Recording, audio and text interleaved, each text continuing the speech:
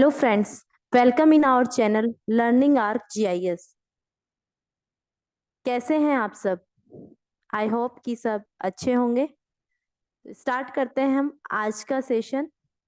Last class में हम discuss कर चुके हैं कुछ मोस्ट एक्सपेक्टेड क्वेश्चंस और हम उसी को कंटिन्यू करते हैं और ये है हमारा वीडियो का सेकंड पार्ट। स्टार्ट करते हैं आज का सेशन। ये 10 क्वेश्चंस हम पहले कर चुके हैं डिस्कस। नेक्स्ट है हमारा नेक्स्ट क्वेश्चन है, स्क्रीन पे आ चुका है क्वेश्चन नंबर 11।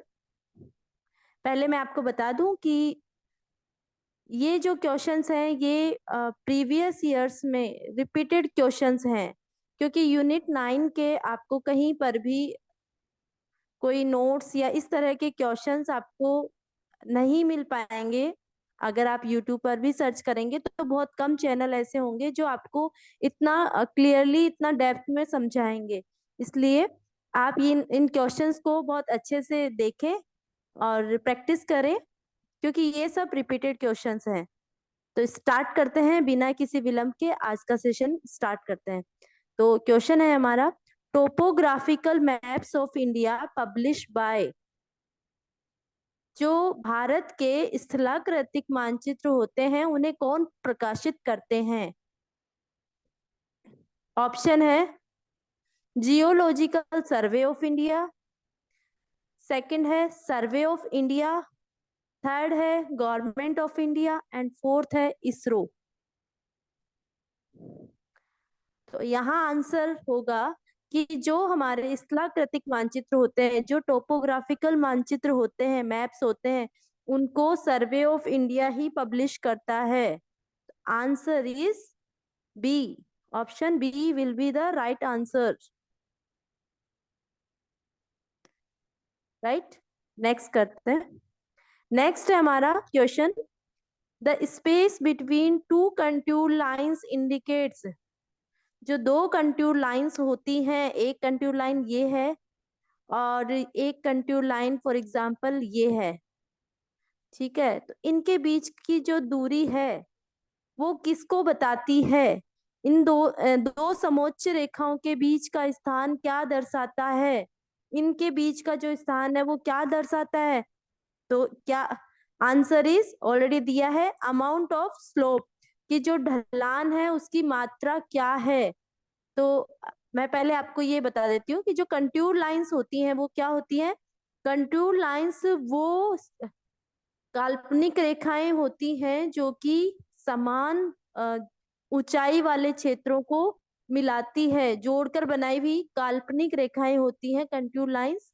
और दो कंटूर लाइंस के बीच की जो स्थान है वो क्या दर्शाता है? वो दर्शाता है हमारा अमाउंट ऑफ स्लोप, कि ढलान जो है वो उसकी मात्रा क्या है। जैसे कहीं पे हम इसको डिटेल में एक वीडियो में समझेंगे कि ये कंटूर लाइंस में कैसे इनसे जो स्थलाकृतियां बनती है वो किन बातों पर निर्भर करती है, इनका जो स्लोप है वो किन बातों पर निर्भर करता है। ये सब हम एक वीडियो में पूरा क्लियर करेंगे। तो नेक्स्ट चलते हैं। तो आंसर इसका आएगा सी, अमाउंट ऑफ स्लोप। नेक्स्ट है, व्हाट इज ए स्केल।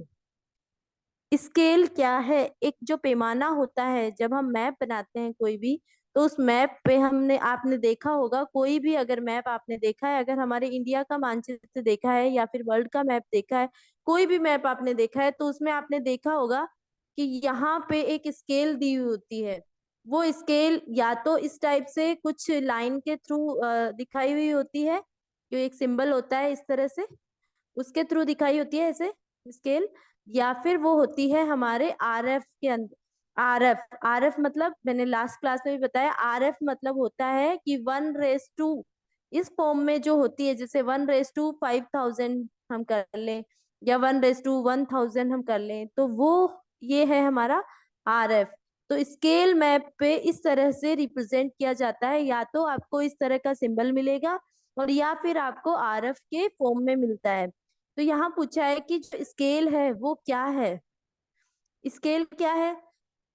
तो हमने लास्ट क्लास में डिस्कस किया था कि स्केल होता है कि जो मैप पे दो बिंदु है, अगर मैप पे कोई दो बिंदु है और उनके बीच की जो दूरी होती है या जो डिस्टेंस होती है वो डिवाइडेड बाय सेम उन्हीं दो पॉइंट्स के बीच की डिस्टेंस ऑन द ग्राउंड, तो इन दोनों का जो रेशियो होगा, इन दोनों डिस्टेंस का जो रेशियो होगा उसको हम कहते हैं स्केल।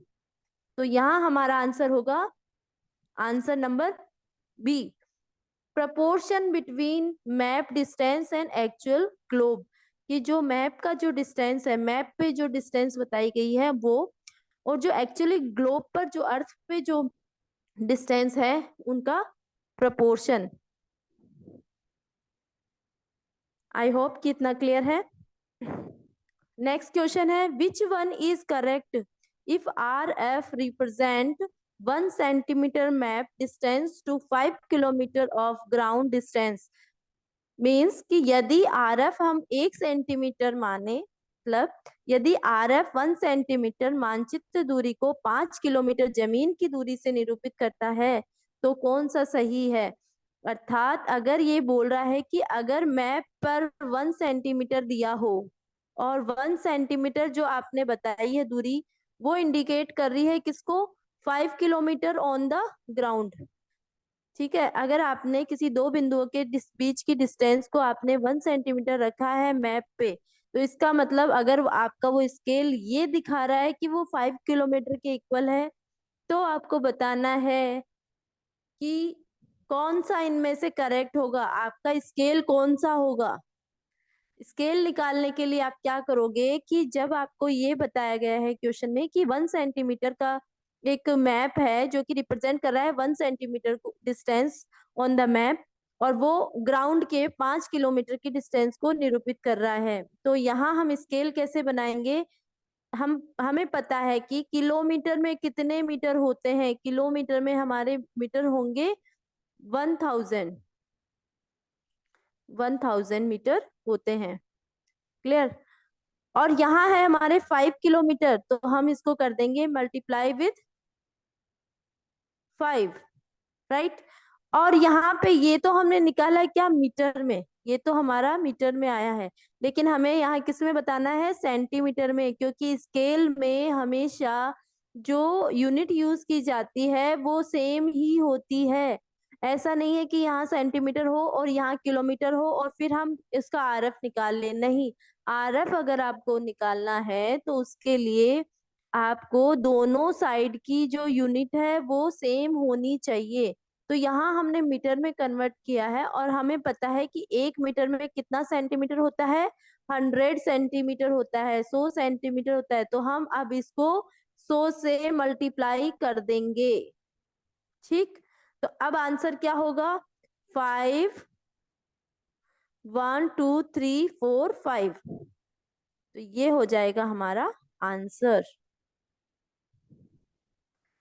4 और 5, तो ये हो जाएगा हमारा आंसर। तो यहाँ पे आप देख रहे हो कौन सा ऑप्शन है, 1 2 3 4 एंड 5, 5 लैक्स के इक्वल है। इसका मतलब इसका जो आरएफ है इस मैप का वो क्या है, 1:5 लैक्स, तो ये होगा हमारा आंसर। आई होप को आपको कि आपको इतना क्लियर हो गया है। तो नेक्स्ट करते हैं, इन remote sensing which wavelength band is the strong chlorophyll absorption band. Remote sensing जो टेक्निक होती है उसमें जो वेवलेंथ बैंड्स, हमें जब भी हम रिमोट सेंसिंग पढ़ते हैं तो जो सबसे इम्पोर्टेंट टॉपिक होता है वो होता है हमारा, क्या होता है, वो होता है हमारा electromagnetic, EMS, electromagnetic spectrum. Writing को मत ध्यान देना क्योंकि राइटिंग ऐसी ही बन रही है, तो हमें सिर्फ ये समझने पे ध्यान देना है, राइटिंग पे ध्यान नहीं देना है। EMS का मतलब होता है इलेक्ट्रोमैग्नेटिक स्पेक्ट्रम। जब भी हम रिमोट सेंसिंग की बात करते हैं तो सबसे पहले हम EMS ही पढ़ते हैं। EMS में आपको मैं बता दूं कि एक रीजन वो होता है जो कि हमारा विजिबल रीजन होता है, विजिबल रीजन होता है। ठीक, ये होता है हमारा visible region, visible. VISIBLE, visible region, right. तो जो विजिबल रीजन होता है उसकी रेंज कितनी होती है? उसकी रेंज होती है 0.4 से 0.7 तक, राइट। अभी इसमें क्वेश्चन में पूछा है कि रिमोट सेंसिंग में कौन सा वेवलेंथ बैंड मजबूत क्लोरोफिल अवशोषण बैंड है? कौन सा ऐसा बैंड है जिसमें सबसे ज्यादा क्लोरोफिल एब्जॉर्प्शन बैंड बोला जाता है? मतलब क्लोरोफिल, आपको पता है यहाँ क्लोरोफिल जो है वो किससे रिलेटेड है? हमारी जो पत्तियों में क्लोरोफिल पाया जाता है पिगमेंट, उसकी वजह से ही तो हमारी पत्तियां क्या होती हैं? ग्रीन कलर की होती हैं। और आपको पता है विजिबल जो रेंज है, विजिबल बैंड में आपका कौन कौन सा आता है? विजिबल बैंड में आपका आता है ब्लू, ग्रीन और रेड, राइट। तो अगर ये रीजन 0.4 से 0.7 का है, तो यहाँ आप देखोगे 0.4 से 0.5 का जो डिस्टेंस है, जो वेवलेंथ है, वो क्या है हमारी? ब्लू रीजन की। और जो 0.5 से 0.6 है वो है ग्रीन रीजन। और 0.6 से 0.7 की है हमारी रेड रीजन के लिए। और यहाँ आपको बात की गई है ग्रीन रीजन की, तो हमारा आंसर क्या होगा? 0.4 से 0.6 के बीच, क्योंकि इससे 0.4 से नीचे आप जाओगे तो ये विजिबल रीजन नहीं होगा, राइट। और इससे ऊपर भी जाओगे तो हमारे IR बैंड्स और वहां पे हमारा माइक्रोवेव काम करता है। तो आंसर हमारा 0.4 से 0.7 के बीच में ही होगा, और आंसर होगा 0.45 टू 0.67। अगर आपको इलेक्ट्रोमैग्नेटिक स्पेक्ट्रम डिटेल में पढ़ना है तो प्लीज कमेंट जरूर करना, मैं जरूर उसका वीडियो आपके लिए लेकर आऊंगी। नेक्स्ट है, which color represent the cultivated areas in Survey of India topographical map of 150,000 1:50,000? Means जो आपका कौन सा कलर है जो कि आपको आपका, अगर आपने टोपोशीट देखी हो, जो सर्वे ऑफ इंडिया की जो टोपोशीट होती है, उसमें कौन सा कलर है जो कि कल्टीवेटेड एरियाज को बताता है? मतलब जो खेती वाले क्षेत्र हैं उनको बताने के लिए, उनको रिप्रेजेंट करने के लिए कौन से कलर से उनको टोपोशीट पे दिखाया जाता है, प्रदर्शित किया जाता है? तो आंसर मैंने ऑलरेडी दिया है, तो येलो आंसर होगा। क्लियर है? तो जो आपकी खेती होती है, जो खेती वाले क्षेत्र होते हैं, उनको येलो से रिप्रेजेंट किया होता है हमारी टोपोशीट पे। नेक्स्ट है, which projection is more useful to a sailor? ये क्वेश्चन बहुत ही इंपॉर्टेंट क्वेश्चन है और हर साल रिपीट होता है, बार बार रिपीट होता है, तो इसको जरूर देख ले कि कौन सा प्रोजेक्शन है जो कि बहुत is more useful to a sailor. कोई नाविक है जो नाव चलाता है, तो उसके लिए कौन सा प्रोजेक्शन उसके लिए सबसे ज्यादा यूजफुल है? तो आंसर इज मर्केटर प्रोजेक्शन। जो मर्केटर प्रोजेक्शन होता है वो जो नाविक है उसके लिए सबसे ज्यादा यूजफुल होता है। और अगर आपको प्रोजेक्शन से रिलेटेड वीडियोस चाहिए, डिटेल में प्रोजेक्शन पढ़ना है, तो आप मुझे कमेंट बॉक्स में कमेंट करके जरूर बताएं, जिससे मैं नए नए वीडियोस और नए नए टॉपिक्स पे नए नए वीडियोस बनाकर आपके लिए लाऊं। नेक्स्ट है, इन GIS we use spatial data. Which of the following is not a spatial data? आप सब जानते हो कि GIS क्या है? हमारा जियोग्राफिक इंफॉर्मेशन सिस्टम, भौगोलिक सूचना प्रणाली, राइट। तो वहां पर जो ये GIS जब हम पढ़ते हैं तो हम दो तरह के डेटा की बात करते हैं। जो डेटा होता है वो दो प्रकार का होता है। कौन कौन सा होता है? एक हमारा होता है स्पेशियल और एक होता है हमारा नॉन। मैं आपको सिर्फ ऐसे लिख के पूरा नहीं बता रही हूँ, सिर्फ ऐसा समझ लेना। एक होता है स्पेशियल, एक होता है नॉन स्पेशियल। Spatial data